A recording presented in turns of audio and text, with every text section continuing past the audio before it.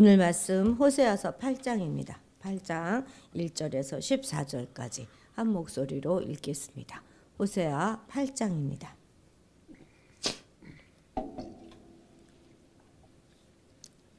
나팔을 내 입에 들지어다. 원수가 독수리처럼 여호와의 집에 덮치리니 이는 그들이 내 언약을 어기며 내 율법을 범함이로다. 그들이 장차 내게 부르짖기를 나의 하나님이여 우리 이스라엘이 주를 아나이다 하리라. 이스라엘이 이미 선을 버렸으니 원수가 그를 따를 것이라. 그들이 왕들을 세웠으나 내게서 난 것이 아니며 그들이 지도자들을 세웠으나 내가 모르는 바이며 그들이 또 그 은금으로 자기를 위하여 우상을 만들었나니 결국은 파괴되고 말리라. 사마리아여 내 송아지는 버려졌느니라. 내 진노가 무리를 향하여 타오르나니 그들이 어느 때에야 무죄하겠느냐. 이것은 이스라엘에서 나고 장인이 만든 것이라. 참 신이 아니니 사마리아의 송아지가 산산조각이 나리라. 그들이 바람을 신고 광풍을 거둘 것이라. 심은 것이 줄기가 없으며 이삭은 열매를 맺지 못할 것이요 혹시 맺을지라도 이방 사람이 삼키리라. 이스라엘은 이미 삼켜졌은즉 이제 여러 나라 가운데 있는 것이 즐겨 쓰지 아니하는 그릇 같도다. 그들이 홀로 떨어진 들나귀처럼 아스으로 갔고 에브라임이 값주고 사랑하는 자들을 얻었도다. 그들이 여러 나라에게 값을 주었을지라도 이제 내가 그들을 모으리니 그들은 지도자의 임금이 지어준 짐으로 말미암아 쇠하기 시작하리라. 에브라임은 죄를 위하여 제단을 많이 만들었더니 그 제단이 그에게 범죄하게 하는 것이 되었도다. 내가 그를 위하여 내 율법을 만 가지로 기록하였으나 그들은 이상한 것으로 여기도다. 그들이 내게 고기를 제물로 드리고 먹을지라도 여호와는 그것을 기뻐하지 아니하고 이제 그들의 죄악을 기억하여 그 죄를 벌하리니 그들은 애굽으로 다시 가리라. 이스라엘은 자기를 지으신 이를 잊어버리고 왕궁들을 세웠으며 유다는 견고한 성읍을 많이 쌓았으나 내가 그 성들에 불을 보내어 그 성들을 삼키게 하리라. 아멘. 눈이 너무 많이 와서 못 오실 줄 알았는데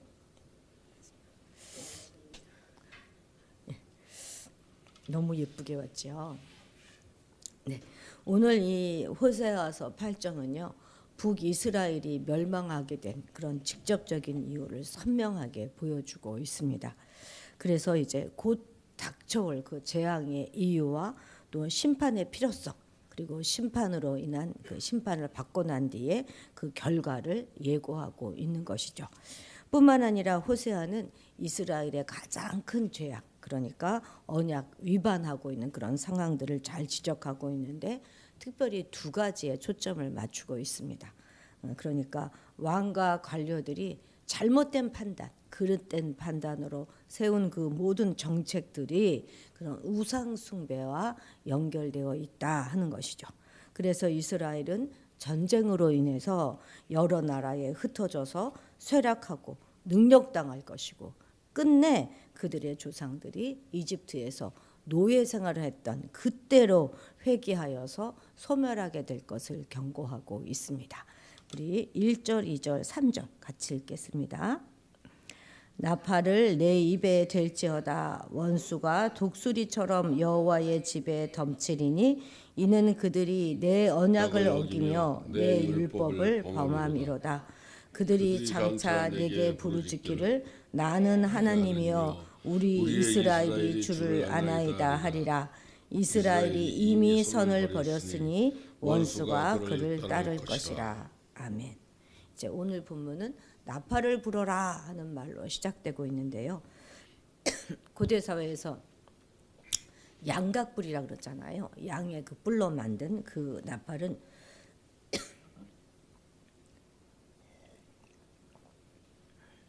주로 이제 전쟁을 알리고 그리고 전쟁에 참여하라 하는 전쟁의 소집 명령을 위해서 불었습니다.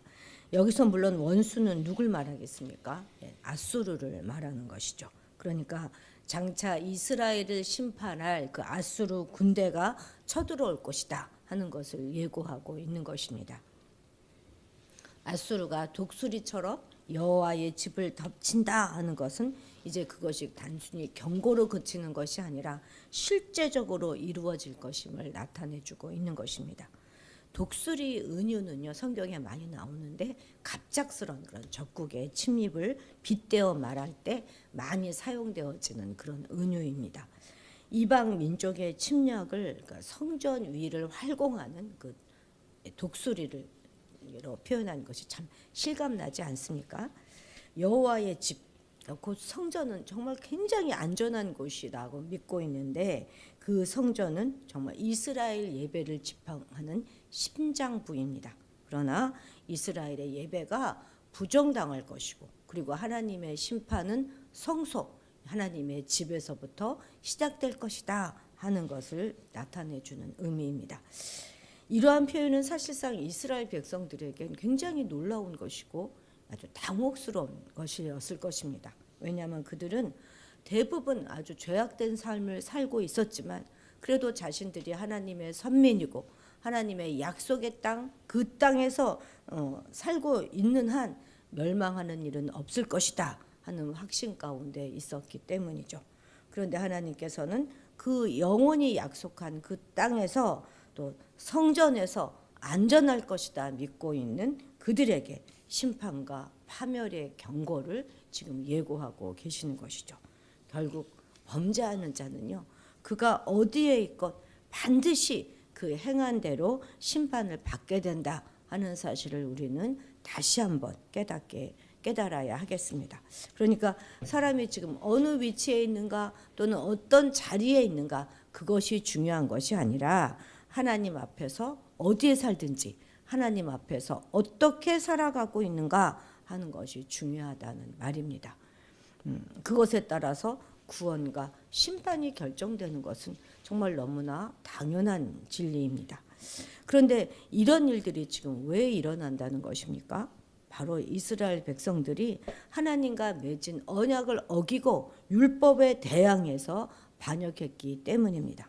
그런데 하나님과 맺은 언약과 율법, 가르침, 토라 이런 것들이 실행되지 않는 그 예배 그 장소에서 심판이 시작되는 안타까운 그리고 막 답답한 상황이 이르면 그제서야 이제 이뤄서 백성들이 각각 나의 하나님 부르면서 우리가 하나님을 압니다 이렇게 외칠 것이라고 예고하고 있습니다.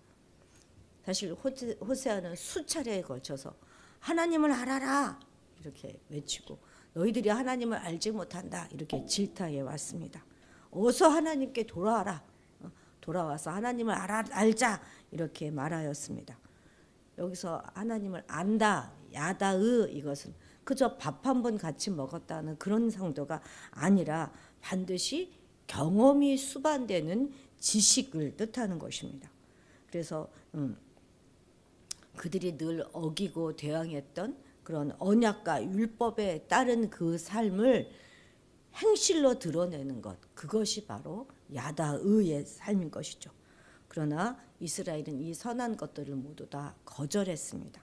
선을 거부한 것은 정의를 행하고 또 약자를 보호하시는 여호와 하나님을 거부한 것이기 때문에 적국의 침략을 부르는 심판의 원인이 되었던 것이죠. 즉 선을 행하지 않는 예배의 결말은 심판이라는 것입니다. 이스라엘은 하나님의 이름을 부르면서 주를 안다 이렇게 말했지만 정작 선을 버리고 악을 행했어요. 그들의 하나님에 대한 지식은 정말 거짓과 위선에 불과합니다. 언제든 우리가 부르면 달려와서 우리를 구원해 주는 자기들에게 아주 편리한 하나님으로 아는 그런 지식은 잘못된 지식일 뿐만 아니라 언약 백성의 의무와 책임을 외면시한 반쪽짜리 지식일 뿐입니다. 언약을 어겼으면서도 여전히 자신들은 그 언약 안에 있다고 믿는 것은 정말 망상에 지나지 않습니다. 그래서 마침내 언약을 어기고 율법을 범한 그 백성들에게 원수가 독수리처럼 덮칠 것이라는 것이에요. 그들은 하나님을 안다 이렇게 말했지만 하나님은 나는 너희를 모른다 하시는 것이죠. 우리들의 예배는 어떻습니까? 정말 우리는 제대로 하나님을 잘 알고 있습니까? 혹시 우리만 하나님을 안다고 생각하는 것은 아닐까요? 결정적인 순간에 우리 주님이 나는 너를 모르는데 이렇게 하시지는 않을지 우리는 경각심을 가지고 살아야 하겠습니다. 우리는 하나님과의 그런 언약과 율법이 뭐예요? 말씀, 가르침 그런 것들을 소중히 여기고 그것들을 통해서 하나님을 경험적으로 알아가야 하겠습니다. 그래서 반쪽짜리 지식을 가지고 나는 천국 백성이 되었다 하는 착각으로 살아가는 것이 아니라 정말 참 하나님의 백성으로 살아가야 하겠습니다. 5절 6절 읽어볼까요? 사마리아여 내 송아지는 버려졌느니라 내 진노가 무리를 향하여 타오르나니 그들이 어느 때에야 무죄하겠느냐. 이것은 이스라엘에서 나고 장인이 만든 것이라 참 신이 아니니 사마리아의 송아지가 산산조각이 나리라. 아멘. 여기서 송아지는 무엇입니까? 황금 송아지 말하는 것이겠죠, 그죠? 이스라엘은 이제 하나님을 안다고 하면서 제멋대로 왕을 세웠어요. 그리고 우상을 만들었습니다. 왕위는 모반과 반역으로 만들고 이 금송아지는 금과 은으로 만들었어요. 이러한 사실은 북이스라엘이 전혀 하나님의 뜻에는 관심을 두지 않은 채 자기들의 임의대로 왕을 세우고 지도자를 세웠다 하는 사실을 말해주고 있는 것입니다. 실제로 북이스라엘 왕국 역사를 한번 보십시오. 여로보암이 르호보암을 반역해서 나라를 창건했던 그때부터 시작해서 마지막 호세아가 베가를 암살하고 왕에 오를 때 그때까지 모두 그들의 역사는 반란과 암살로 점철된 어두운 역사였습니다. 이러한 사실은 그들이 얼마나 하나님과 무관한 삶을 살아가고 있었는가 하는 것을 반증해 주고 있는 것이죠. 그러니까 총 19명의 왕이 재위하는 동안 창건자 여로보암까지 포함한다면은요, 그 9번에 되는 반역이 행해졌어요. 그들 중에는 경건한 자라든지 하나님의 뜻을 묻는 자가 하나도 없었습니다. 그들이 하나님 뜻, 하나님 권위와는 무관하게 자기들 임의대로, 자기들 탐욕대로 반란을 일으켜서 정권을 탈탈하였던 것뿐이죠. 하나님과의 언약의 핵심은 무엇입니까? 하나님 외에 그 누구도 섬길 수 없고 어떤 형상도 하나님처럼 하나님을 대신해 만들 수 없다 하는 금지 조항에서 출발하는 것입니다. 그런데 여로보암 1세는 자신의 정치적인 이득을 위해서 하나님을 금송아지 형상으로 만들어 놓고 그리고 그것을 어떻게 했습니까? 단과 베델에 두고 백성들로 하여금 그것을 예배하도록 했잖아요. 그렇게 시작한 그 혼합주의 신앙은 마지막까지 계속되었습니다. 하나님께서는 이스라엘 백성들의 이러한 어리석은 행위를 그냥 내버려 두지 않으셨어요. 하나님께서는 이 사마리아의 이 송아지가 어떻게 될 것이라고 하십니까? 산산조각이 날 것이다 이렇게 말씀하고 있습니다. 하나님은 정변으로 차지한 권력을 인정하지 않으셨습니다. 마찬가지로 탐욕으로 만들어진 이 송아지 또한 부숴서 그것들이 수확도 할 수 없고 보호도 할 수 없는 헛된 신임을 이제 드러내실 것입니다. 우상도 동맹도 모두 다 의지할 대상이 아니죠. 부서지고 강풍에 흩어지고 모두 다 그렇게 될 허망한 것들입니다. 헛된 것을 줬다가 하나님 백성의 존귀와 영광을 잃어버리고 그리고 용도 폐기되는 것은 정말 어리석은 일인 것이죠.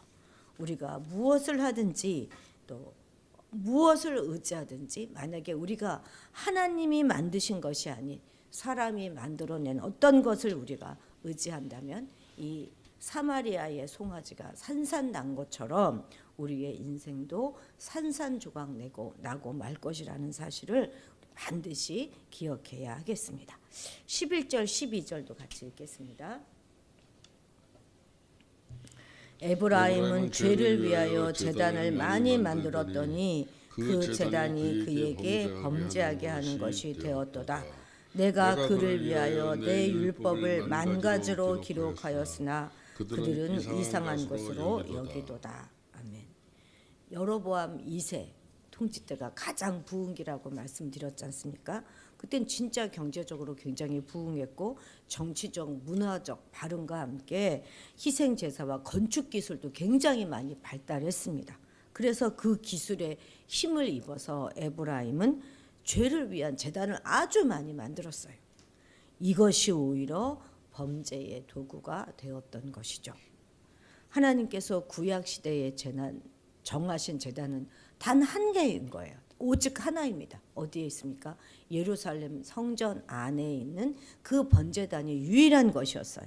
그런데 북이스라엘은 그 창건자 그 여로보암이 자신의 왕권을 지키고자 임의대로 자기 마음대로 베델과 단에 번제단을 따로 세우고 금송아지를 거기다 세우고 그것을 여호와를 위한 제단이다 이렇게 명하여서 백성들로 하여금 절기를 지키고 제사를 지내도록 했지 않습니까? 이처럼 하나님께 드리는 제사조차도 자기 마음대로 자기 멋대로 드리는 자들이 진정 하나님께 합당한 제사를 드릴 수가 있겠습니까? 그럴 수 없죠. 뿐만 아니라 그들은 하나님께서 명백한 어조로 베풀어 주신 율법의 말씀조차도 전부 다 이상한 것으로 여기면서 자기와 상관없는 것으로 취급하여 하나님의 말씀에서 벗어난 그런 악행들을 자행하였습니다. 그렇습니다. 하나님께서는 우상을 만들어 섬기는 것 그것도 굉장히 혐오하시고 증오하시지만 그것만큼이나 싫어하시는 게 있는데요. 그것이 무엇이냐면 예배를 훼손하는 것. 하나님께서 정하신 제사를 임의로 변개하는 그것을 아주 가증하고 추악한 범죄로 취급하십니다. 자, 그러면 오늘날 우리가 드리는 예배는 어떻습니까? 오늘날 우리는 예배의 자리에 나와 앉아서 죄된 생각 또 제약된 계획들을 가슴에 품고 그대로 예배하는 경우도 허다합니다. 여러 가지 잡생각으로 가득할 때가 많죠. 예배의 유일한 대상은 오로지 하나님 아버지이셔야 하는데 점점 사람들이 그 중심이 되어서 사람들의 취향이나 그런 요구에 부응하는 예배가 점점 더 많아지고 있습니다. 목회자들도 그 관심을 오직 하나님께 두는 것이 아니라 어떻게 하면 더 많은 사람들을 끌어모을 것인가 하는 것에 관심을 두는 경우도 많습니다. 사람들은 죄 문제의 근본적인 해결과 새로운 헌신을 다짐하기 위하여 예배 자리에 나오는 것이 아니라 그저 얄팍하게 자신의 죄책감을 해결하기 위해서 예배 자리에 나오는 경우도 많지요. 오늘 우리는 이런 말씀을 통해서 하나님께서 당신에게 드리는 그 예배를 얼마나 소중하게 여기시는지 또 그 예배를 훼손하는 자, 그 진리에서 벗어난 예배, 합당치 못한 제사를 드리는 자에게 얼마나 분노하시는가 하는 것들을 우리가 깨달을 수 있어야 하겠습니다. 그래서 늘 하나님 앞에서 합당한 예배, 진리에 입각한 예배, 성령 안에서 하나님의 영광을 구하는 그런 예배를 회복하는 일에 우리 모두가 앞장서야 하겠습니다. 기도하겠습니다. 하나님, 우리가 하나님을 더 깊이 알게 되기를 원합니다. 그저 생각만으로, 감정만으로 아는 것이 아니라 하나님의 언약과 가르침의 그 말씀들을 소중히 여기며 그것을 실천하는 삶을 통하여서 경험적으로 더 깊이 알아가게 되기를 원합니다. 인애와 공의의 하나님 앞에서 겸손히 무릎을 꿇을 수 있는 우리가 되게 도와주옵소서. 어떤 경우에도 배역과 반역의 사리에 서지 않게 하시고 하나님 이외의 어떤 것에도 우리의 마음을 빼앗기지 않게 도와주옵소서. 하나님의 말씀과 가르침에 온전히 순종하게 하시고 헛된 것을 쫓다가 하나님의 백성의 존귀와 영광을 잃어버리는 어리석음을 범치 않게 하옵소서. 예배의 귀함을 깨닫고 신령과 진정으로 예배하게 하시며 오직 진리에 입각한 예배, 성령 안에서 하나님의 영광을 구하는 예배가 우리 삶 가운데 온전히 회복되게 도와주옵소서. 감사드리며 예수님의 이름으로 기도드렸습니다. 아멘. 아멘. 정말 날씨가 점점 추워지고 있는데요. 세계 평화를 위해서 모든 분쟁 지역 가운데 주님의 보호하심이 임하기를, 특히 우리 우크라이나의 파병대 우리 북한 그 군인들을 위해서 기도해 주시기 바랍니다. 혹여라도 그곳에서 어떤 누군가를 통하여 복음을 들을 수 있었으면 정말 좋겠습니다. 그들을 위하여 기도해 주시고, 우리 교회를 위해서, 또 오늘은 수요 예배가 있는 날입니다. 수요 예배를 위해서 기도해 주시기 바랍니다. 우리 다 같이 주님의 이름을 크게 부르고 기도의 자리로 나아가도록 하겠습니다.